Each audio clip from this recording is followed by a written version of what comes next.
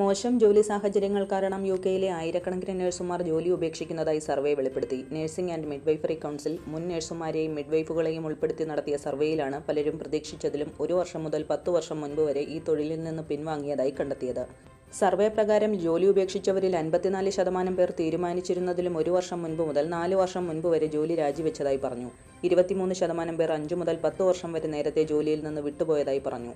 ജോലിസ്ഥലത്തെ സമ്മർദ്ദം, നെഗറ്റീവ് അനുഭവങ്ങൾ, മോശം ജോലി സാഹചര്യങ്ങൾ എന്നിവയാണ് പലരും ചൂണ്ടിക്കാട്ടിയിട്ടുള്ള ജോലി വിട്ടുപോകാനുള്ള പ്രധാന കാരണങ്ങൾ.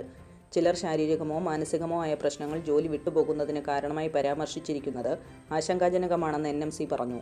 ഈ പ്രവണത തടയാൻ നഴ്സുമാരെ പിന്തുണയ്ക്കുന്നതിനും അവരുടെ ജോലി സാഹചര്യങ്ങൾ മെച്ചപ്പെടുത്തുന്നതിനും കൂടുതൽ കാര്യങ്ങൾ ചെയ്യേണ്ടതുണ്ടെന്ന് ആരോഗ്യ വിദഗ്ധർ വിഷയത്തോട് പ്രതികരിച്ചു. പഠനവിസ തരപ്പെടുത്തി നൽകാമെന്ന് പറഞ്ഞ് 65 ലക്ഷം രൂപ തട്ടിയെടുത്ത കേസിൽ തമിഴ്നാട് സ്വദേശി മെഡിക്കൽ കോളേജ് പോലീസിന്റെ പിടിയിലായി. തമിഴ്നാട് തിരുവള്ളൂർ ചൗളാനഗർ സ്വദേശി അജീഷ് 37 പിടിയിലായത്. പൂന്തുറ സ്വദേശി ജീനിനെയാണ് ഇയാൾ കബളിപ്പിച്ചത്.